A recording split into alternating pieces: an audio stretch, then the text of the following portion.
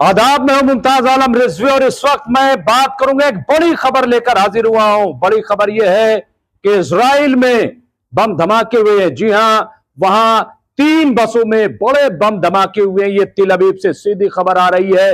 खबर यह है कि आज वहां पे 3 बसों में बड़े बम धमाके हुए हैं। यह खबर दी गई है कि 5 बसों में बम रखे थे आतंकवादियों ने, दहशतगर्दों ने, लेकिन 3 बसों में बड़े धमाके हो गए हैं और 2 बसों में जो बम रखे गए थे उन्हें डिफ्यूज कर दिया गया है। यह एक बड़ी खबर है और इसकी वजह से, इन बम धमाकों की वजह से पूरे इजराइल में सनसनी फैल गई है।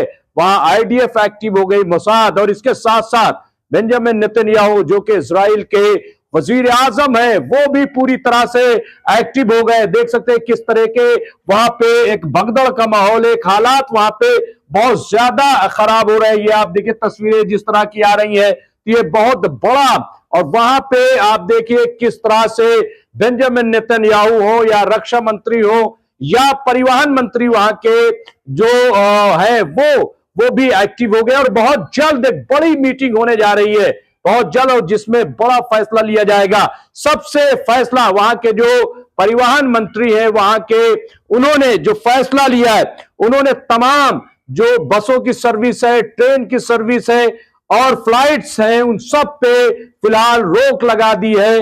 अभी किसी तरह के आवागमन वहां पे नहीं होगा, किसी तरीके आवाजाही नहीं होगी। तो ये एक बहुत बड़ा फैसला लिया गया है और ये बहुत बड़ा धमाका है।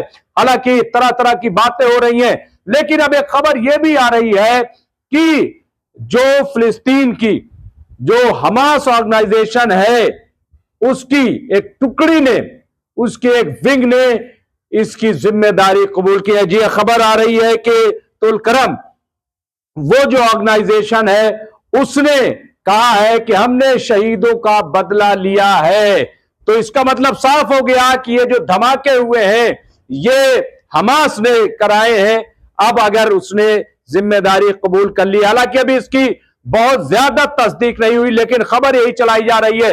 इससे पहले जो रक्षा मंत्री हैं, उन्होंने भी ये शक जाहिर किया था कि हो ना हो ये हमला जो है वो हमास की तरफ से ही किया गया है। तो बहरहाल ये बड़े ही हालात खराब हो रहे हैं। अभी आप देखिए कि अब खबर यह है कि बेंजामिन नेतन्याहू ने एक बड़ी मीटिंग बुलाई है। इसके साथ साथ आईडीएफ को यह हुक्म दे दिया है, यह आदेश दे दिया है कि वो जाएं और बड़े पैमाने पर ऑपरेशन चलाए। जी हां, तो वेस्ट बैंक में एक बड़ा ऑपरेशन, हालांकि वहां पहले ही से हमले जारी थे, लेकिन अब इस बड़े ऑपरेशन में क्या कार्रवाई होगी, वहां एयर स्ट्राइक की जाएगी, वहां फौज के जरिए वहां से लोगों को हटाया जाएगा। क्या वहां पे होगा कुछ कहा नहीं जा सकता। हालांकि पहले ही ये बात साफ हो गई थी। कल ही एक खबर आई थी कि आईडीएफ के तकरीबन 550 जवानों ने यह कहा था कि अब जंग नहीं होनी चाहिए, लेकिन अब ऐसे हालात बनते दिखाई दे रहे हैं कि अब जंग होना तय है। इसका मतलब यह है कि सीज फायर के दौरान जिस तरह से वहां पे हमला हुआ है, हालांकि बस में किसी भी मारे जाने की खबर नहीं है, कोई भी बस में नहीं मारा गया, तो फिर क्या खाली बस में यह हमला हुआ है? यह क्यों हमला किया गया, क्या है इसकी पूरी जानकारी अभी फिलहाल नहीं है, लेकिन यही खबर है कि यह हमला जो है वो तिल अवीव में हुआ है और तिल अवीव में हमला होने के बाद बहुत वहां पे अफरा तफरी का माहौल है वहां पे। अब सवाल यह है कि क्या जो मैसेज वहां पे बताया जा रहा है, दरअसल हिब्रू जबान में लिखा हुआ है कि ये शहीदों से जो शहीद हुए हैं हमारे लोग, उनका बदला लिया गया है, हमास पे जिम्मेदारी ये डाली गई है। तो इसमें सच्चाई क्या है, इसमें हकीकत क्या है, क्या इसमें निकल कर आएगा, कुछ भी नहीं कहा जा सकता। लेकिन एक बात तो ये तय हो गई है कि ऐसा लग रहा है कि अब फिर से जंग होगी और इजराइल फिर अटैक करेगा। लेकिन यह भी सवाल है कि अगर हमला हुआ है तो खाली बसों पे हमला क्यों किया जाएगा?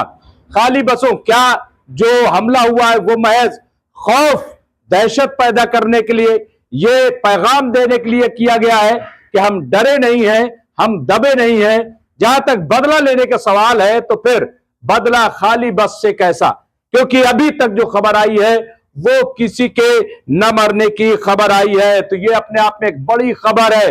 अब बहरहाल वहां पे कहा जा रहा है कि बेंजामिन नेतन्याहू एक्टिव हो गए हैं, वो बहुत बड़ा फैसला ले सकते हैं। क्या फैसला होगा, सवाल ये। पहले ये शक जा रहा था कि ये शायद हिजबुल्लाह ने किया है, जो पेजर अटैक हुआ था जिस तरह से लेबनान में, ये उसका बदला लिया गया है। तो क्या इन बसों में पेजर अटैक हुआ? नहीं, क्योंकि जो 2 बसें मिली, यानी 5 बसों में बम लगाए गए थे, और ये बम जो है वो 3 बसों में तो फट गए, लेकिन 2 बसों में इसे डिफ्यूज कर दिया गया है, उसे नाकारा बना दिया गया है। तो ये अब तक की खबर ये है। खबर यह भी है कि टाइमिंग दरअसल इसमें जुमा के सुबह के लिए लगाई गई थी, लेकिन ये धमाका रात में ही हो गया। तो बहरहाल ये, और बसें जो है वो खाली थी, खाली बस में धमाका हुआ है।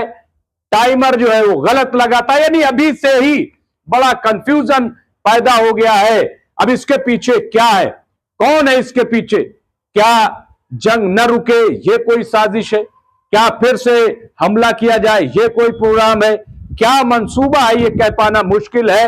लेकिन ये इस बात की दलील है कि फिलहाल मिडिल ईस्ट में शांति होने वाली नहीं है, मिडिल ईस्ट में अमन कायम होने वाला नहीं है, और सीज फायर भी अब बहुत देर तक कायम नहीं रहेगा।